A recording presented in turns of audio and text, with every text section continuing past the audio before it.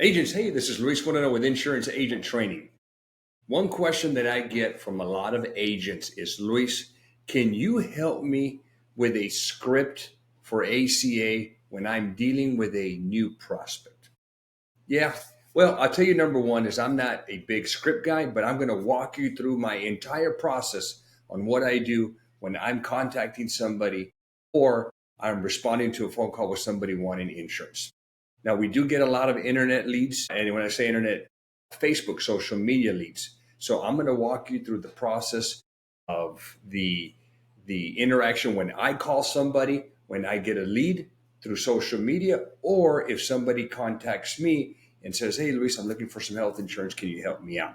So I've got a pretty simple follow through that. And I'm going to share that with you guys. But before I do that, do me a favor. Make sure you comment down below, like this video so more agents get it. And then if you would, if you're a subscriber, hey, I appreciate it. If you're not, please subscribe to my channel. All right, so let's just pretend that I've got a lead from social media. So I do a lot of social media advertising for ACA. And I get that lead and we get connected. So I make the phone call, they answer. Hello, hey, this is Luis Moreno with Simply Health Insurance Agency. You clicked on my ad on social media for health insurance, and I want to help you out. All right, so conversation starts. The first thing I'm going to do is I'm going to tell them a little bit about myself. That way they could feel a little more at ease. Hey, Mr. Prospect. Hey, John, this is Luis. Hey, I want to tell you I'm the owner of Simply Health Insurance Agency. I've been helping people get health insurance way before Obamacare started back in 1999, so I've been at it for almost 25 years. But when Obamacare started in 2014, then I jumped straight into that when a lot of agents pulled out, and I've been helping insureds get health insurance through the marketplace. So let's jump right into this. So the first thing that I ask them is I ask them what they're looking for. I want to know what's going on, okay? And it's just mainly to get them to start talking to me. So tell me, John, so what's got you looking for health insurance right now? Okay, one of the things for this conversation is I may be looking for that wording that when they tell me that something that I can use as a special election if I'm not doing this during open enrollment. So when I'm looking for health insurance because I changed jobs and I don't have insurance anymore, or I'm having a baby, or for whatever the reason is, I'm going to try to find a special election through that conversation. All right. So once I've established that, once they've given me an idea of what they're looking for and why they're looking for it right now, then I'm going to jump into, hey, John, tell me about you. Tell me about your family. Okay. By this time, I've already picked up on whether he's married, they've got kids or not, but still, I'm going to ask a question. So tell me, are you single or married? I'm married. Okay. Do you got any kids? Great. Boom. Okay. So I'm gathering that information. Now, when I get into my actual specific information that I need to collect, my intake form. Now, I usually fill these out by hand. Okay, so I've got them on a clipboard. I'll grab one out and I'm going to start writing, and I'm going to share what that looks like. Okay, so you should be seeing my intake form here.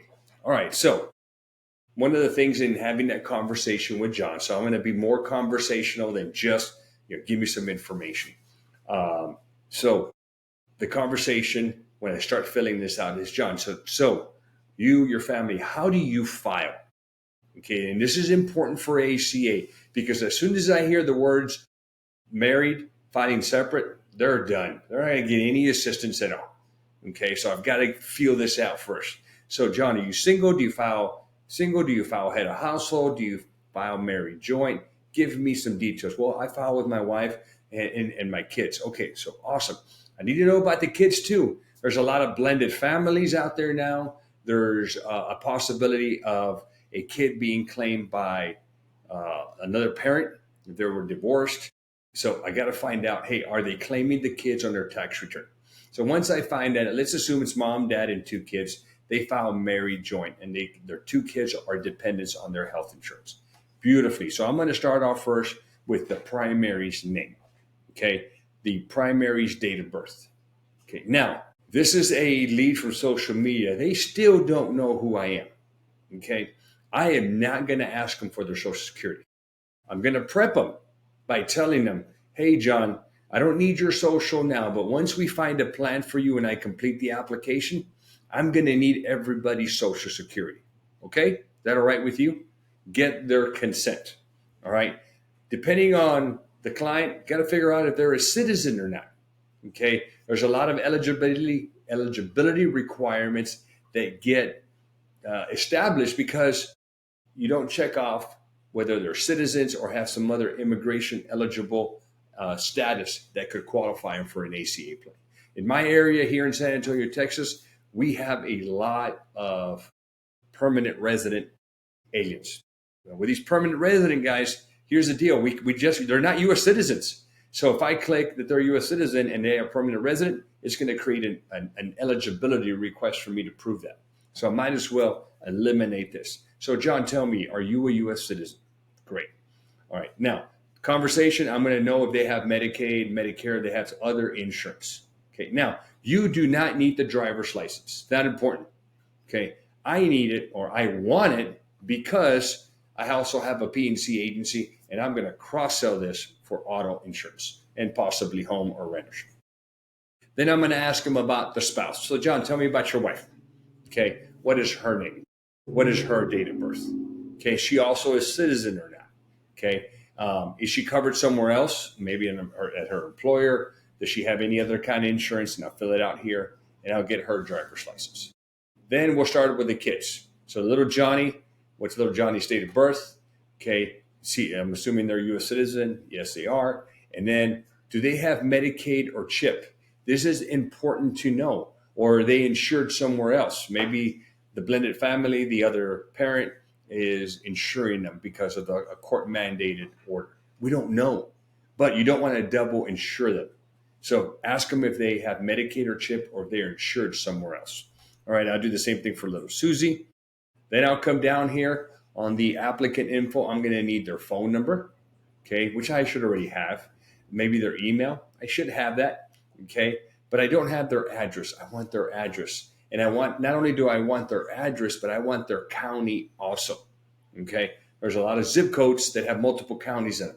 So might as well just get the county while you're at it. I'm going to want to know the primary applicant's employer information. Okay, who's the employer? What's their address and phone number? Okay, same thing for the spouse. If one of the kids is maybe a senior in high school and they've got a part-time job somewhere else, but they're bringing in income, and that income, the kid doesn't file separately by himself, which then he wouldn't be on this plan, then that income has to be accounted for with the total household income. Okay. And what I would do is I'd put it here under the additional employer or just down here on your notes, whatever, just document it. Okay. Income wise, the prior year. So we're 2025 right now. 25.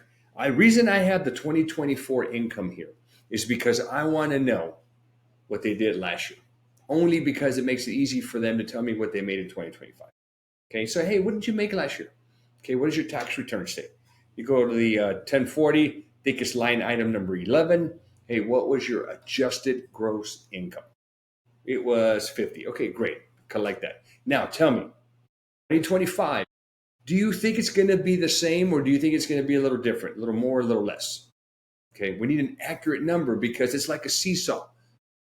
If we put a number and if your income is higher than that number, then you should have got less help, which means you're going to have a tax liability. Or vice versa. Okay, if we put this income, but you actually finish lower, then you should have got more help and you didn't, so you have it, you get a credit. So it's a little seesaw there. Okay. All right. Then I get into the doctor information. Okay, and the prescription. So John, tell me about your doc. Okay, tell me about your primary doc, and do you see any specialist? Give me your wife's primary doctor, and does she see any specialist? If we're insuring the kids, I want the kids' pediatrician, their doctors. Then I also want the prescriptions. So tell me about the scripts that you're taking. Okay, the name. I want the dosage that you're taking. Okay, I want the frequency, how often they're taking that. And then what I've come to realize, guys, is that there's a lot of medications out there that are capsules and tablets. Sometimes the capsules aren't covered. So make sure, hey, is it a capsule? Is it a tablet? Is it a solution?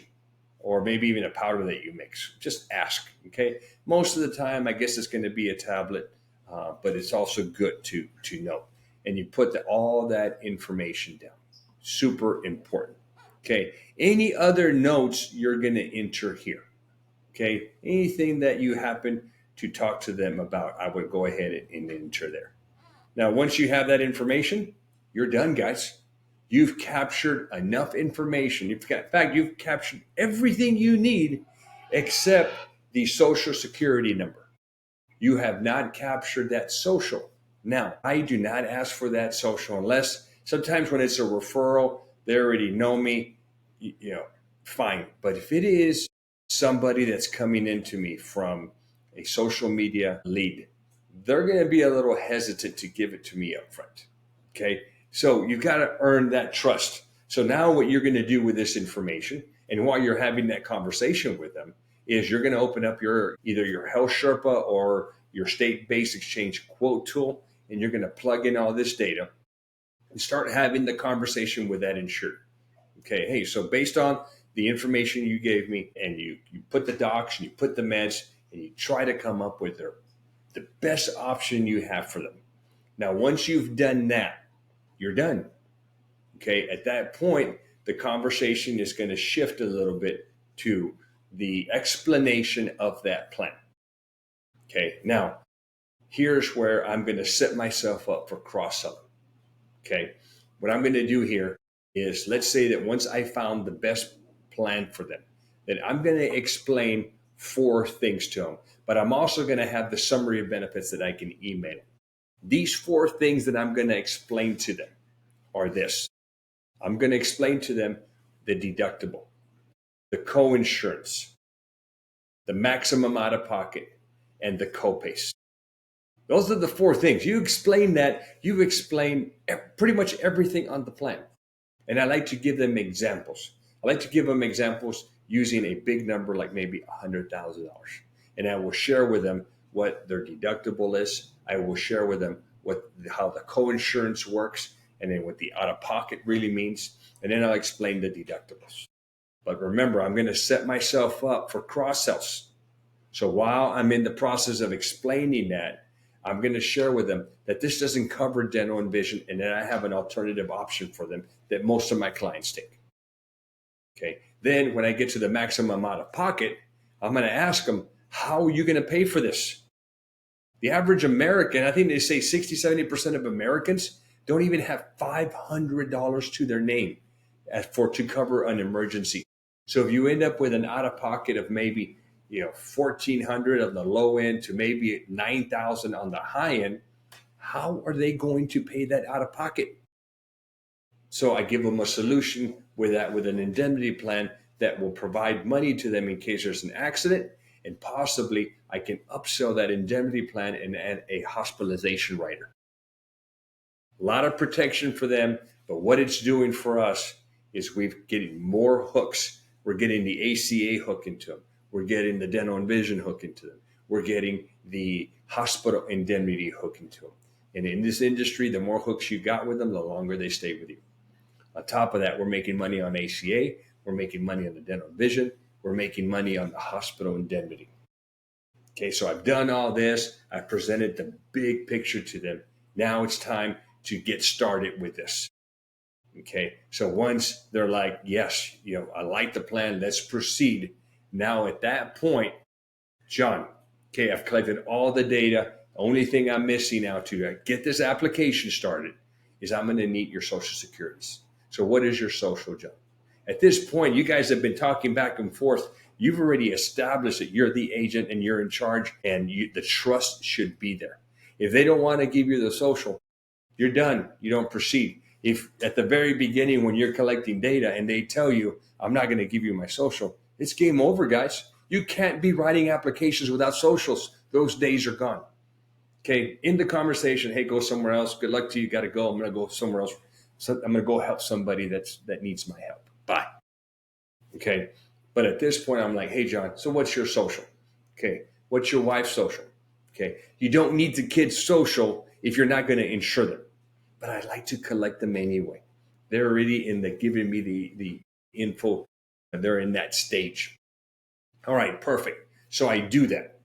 Now I'm going to go to my CRM and I'm going to go ahead and tell, hey, John, in order to get this process started, I've got to get your consent. Now, you could have collected it at the very beginning if you wanted to, but I collect it right now. So I go to my CRM, I plug in John's information. It should already be there if it's a lead because I have it connected to my lead form. And I send him a email that looks like a DocuSign. It's an internal tool inside of Agent CRM. And I'll post that link to that CRM down below. But they get a consent. They get an email and they literally do 4 things. So easy. They hit view document. Boom, it pops up. Start, sign, finish. Okay. Once they hit the finish in about a minute, I get the notification. I get the completed consent form with a signature certificate.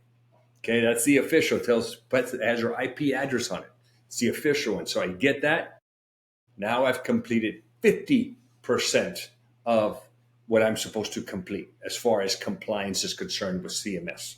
Now what I do is I continue the process. I go along. I start entering everybody's information that I've already collected, and I'm just having a conversation with John as I'm plugging away. Okay. Once I've completed this and I get to the very end of the application, in Health Sherpa, there is a section that's called print screen. Okay. I print it as a PDF. Then I go back to my CRM. I upload it, click, and then I send them another email or text with a link for them to view it. Then I tell John, hey, I just sent you a text or an email. Can you click on that link? Okay. It's coming from me.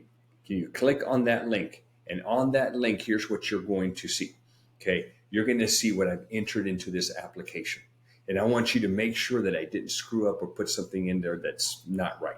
Sometimes I have typos. Sometimes I forget or they forget to tell me that they live in an apartment and give me the apartment number or the lot number, whatever it may be. Okay. So I get them to confirm their contact information, all the people on the application, who wants insurances, the date of birth, the last 4 of the socials, and I also the questions to any questions that were answered and the income information. Then I wait for him to say, yeah, everything is good to go. And like, do me a favor. However I send it to him, whether it's text or email, I tell them to email me back that they confirm that everything is correct. Now, once that is done and I receive the confirmation, then I will submit it. Okay, I'll submit it. I'll confirm the plan. I'll get them enrolled. And then here's where it gets good. Okay, at this point, you as the agent have pretty much been an order taker. Okay, not a lot of sales involved in this point. Okay, now it's time to put on your sales hat. Okay, put that hat on. It's time to rock and roll. So, John, got you set up. Hey, why don't we do this? Okay, if there's no premium to collect, you're good to go. If there's a premium, hey, John, in order to get this plan started, we're going to have to enter your payment information, collect that first month. Some carriers only let you apply the binder payment, which is that very first payment to get it started. Some of them will do that binder payment and also allow you to set it up on auto pay. So, John, let's set this thing on auto pay. I need your routing number and account number. Most carriers prefer that versus credit card billing. Okay, some will still take the credit card, but they won't bill auto. So it just depends on your carrier. Now, once I've collected the routing number and account number to set that up, now it's time to go to work. Cross-selling work. So, John, remember I mentioned that your policy didn't have dental and vision? I've already ran rates for you and your family, and here's what it is. I've got good, better, best. Which one do you want? Not do they want it, which one do you want? And then, okay, however that conversation goes, it goes. Then, John, remember we talked about that out-of-pocket, whatever that number is, and most people don't have enough money, or even if they do have enough money for it, do they want to utilize that money for that? So, John, I've got a plan here, an indemnity plan. Here's what it's going to do. If anybody's involved in an accident, we're going to reimburse them to this amount. We're going to write you a check so that you can use that to pay off that maximum out of pocket with that carrier. What do you think? Okay, it's the price is this. You want to put it on the same billing method that you gave me. And finally, guys, and don't think that you are overdoing it. I think a lot of agents feel like they're just pushing products. Remember, you're in the business of protecting people. Protect them. It's that simple. They tell you no, well, you did your job to offer that protection. Okay, now I go into my conversation. This is the best. This is where you're really going to be like, oh, you got to put your sales skills. You can have your B game with the other stuff, but you need to have your A game here.